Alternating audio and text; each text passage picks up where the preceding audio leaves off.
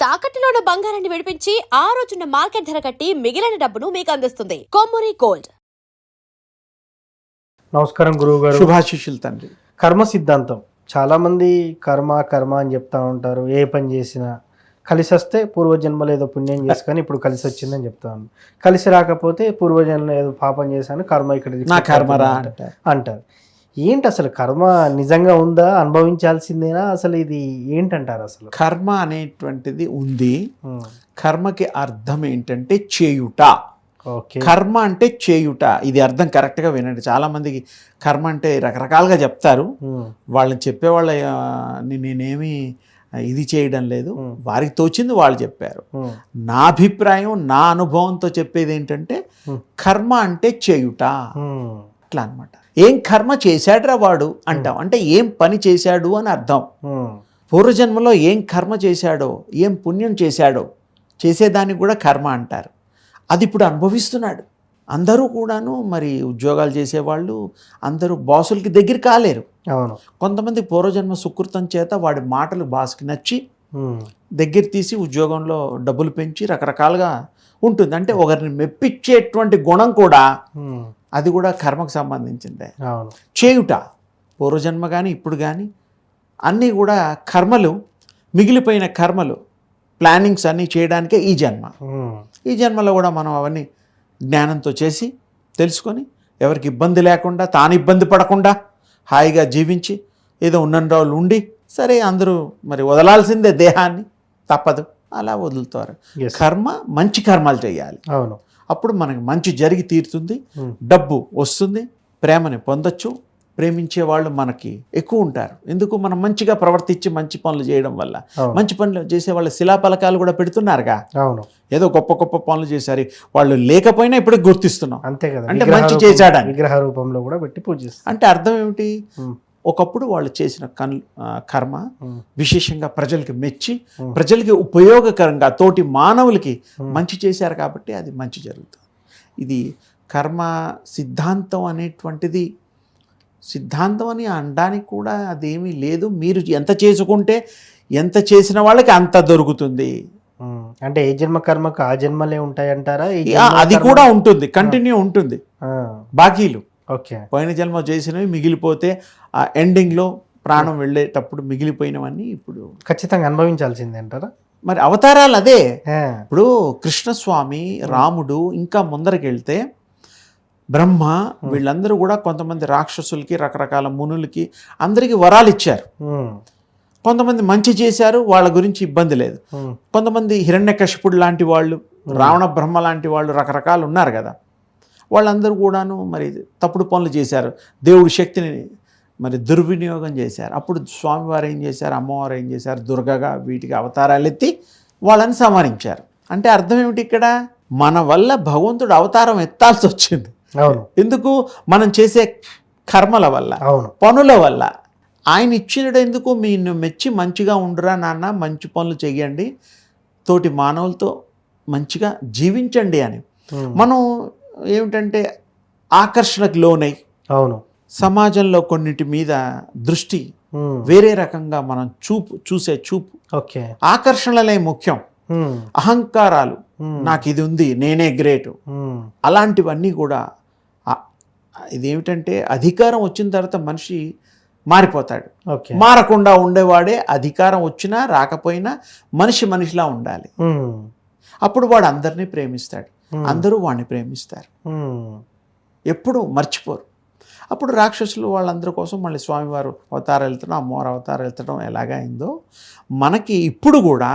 మనం స్వామివారు 9 అవతారాలు, అమ్మవారు కొన్ని అవతారాలు ఎత్తితే మానవుడు రోజుకి కనీసం ఒక 10 నుంచి ఒక 30 అవతారాల దాకా యావరేజ్గా ఎత్తుతాడు. ఎలా? అమ్మతో ఒకటి చెప్తాడు, భార్యతో ఒకటి అవతారం. ఈ మానవ అవతారం గొప్పది. యాక్చువల్గా భగవంతుడు కూడా ఎత్తిన ఈ రూపాలు. కానీ ఈ కలియుగంలో మానవులు ఏం చేస్తున్నారు? ఆ సమయస్ఫూర్తితో ఏం చేస్తున్నామంటే, చిన్న ఉద్యోగం చేస్తే నామోషిగా నేనా మంచి ఉద్యోగం చేస్తున్నాను, 50,000 సంపాదిస్తున్నాను, నేనే ఇంపార్టెంట్, కీ రోల్ నేనే, అది ఇది అంటే ఎందుకు వాడికంటే కొంచెం గొప్ప చెప్పుకోవడం అవసరమా? నువ్వు నిజం చెప్పడం వల్ల నీకు తక్కువ జీతం ఉందేమో, పాపం మంచి ఉద్యోగం నేను ఇప్పిస్తానని మీ స్నేహితుడు ముందుకు రావచ్చు. నిజం చెప్తే మీరు గొప్ప చెబితే వాడికే బాగుంది, వాడే ఉద్యోగం సరిగ్గా లేకపోతే మిమ్మల్ని అడుగుతాడు ఎప్పుడన్నా వచ్చు. అంటే జరగడానికి అవకాశం ఉంది. అందుకని ఎప్పుడు నిజం చెప్తే సహాయం దొరుకుతుంది, సత్ఫలితము ఉంటుంది. ఇక్కడ కర్మ సిద్ధాంతాలు ఇవి కూడాను ఏమిటంటే మనం గుర్తించాలి.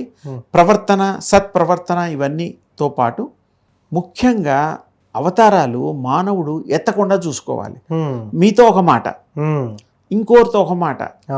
వ్యాపారంలో ప్రోడక్ట్ మంచి చెప్పండి, అమ్ముడు పోతాయి. అబద్ధాలు చెప్పి అమ్మిస్తే ఇప్పుడు కొనుక్కొని వెళ్తాడు, అది సరిగ్గా పనిచేయదు. మంచి బ్రాండ్ అని కొంటాం, మంచి ఫుడ్ అని ఆర్డర్ ఇస్తాం, మంచి కంపెనీలనే కదా నమ్మిస్తారు కదా, అంతే కదా. మరి అప్పుడు అవి పని చేయకపోతే నెక్స్ట్ టైం అది వాడు కొనడు, ఇంకోడు కూడా కొననివాడు. అరే నన్ను మోసం చేశాడు, నేను మోసపోయాను, నమ్మి ఇంత లాస్ అయిందని చెప్తాం కదా.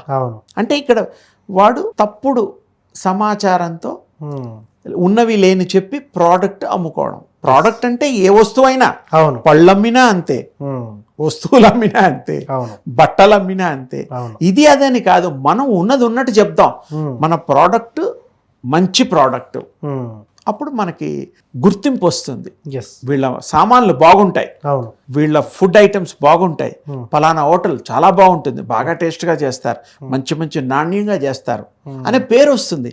మంచి పేరు రావాలంటే నాణ్యత కావాలి, ప్యూరిటీ కావాలి. అలాగే మంచి మనిషిగా మిగలాలంటే కూడా మీరు సత్యం మాట్లాడాలి, మీరు కల్మషం లేకుండా ఉండాలి, స్వచ్ఛత అనే దానికి మీరు నిదర్శనంగా ఉంటే అవసరం లేదు, డ్రామాలు ఆడాల్సిన అవసరం లేదు. మనం నటులం కాదు కదా. యాక్టర్స్ వేరు, రకరకాల వాళ్ళు వేరు, వాళ్ళు నటించడమే వాళ్ళ వృత్తి. అంతేగాని వాళ్ళు ఆ సినిమా వరకే, నాటకాల వరకే, అంతేగాని వాళ్ళు వేరే విషయాల్లో వాళ్ళు మామూలుగానే ఉంటారు.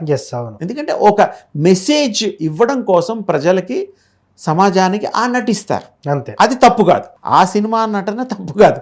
కానీ ఇక్కడ మోసం చేసే మానవులు మోసం చేసుకునే నటన తప్పు. సింపుల్గా చెప్పా, ఇంకా చాలా చెప్పచ్చు.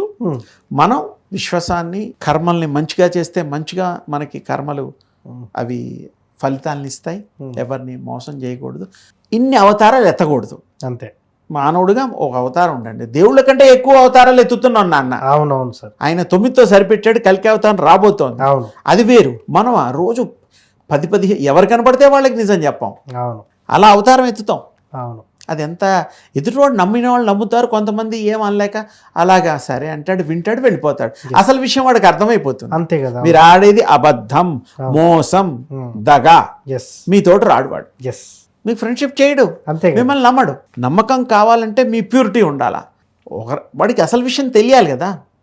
అబద్ధం అట్రాక్షన్గా ఉంటుంది, నమ్ముతాం, కానీ ఉపయోగం ఉండదు, క్షణికాలే. అందుకని మనం కర్మల్ని మంచి చేద్దాం. ఆ కర్మల్ని మనకి ఊత్వ లోకాల్లో మంచి ప్లేసెస్, మంచి స్థానాలు, మంచి లోకాల్లో మనకి చోటు లభ్యం జరుగుతుంది. స్వర్గాలు ఇలాంటివి ఏవో ఉన్నాయి కదా.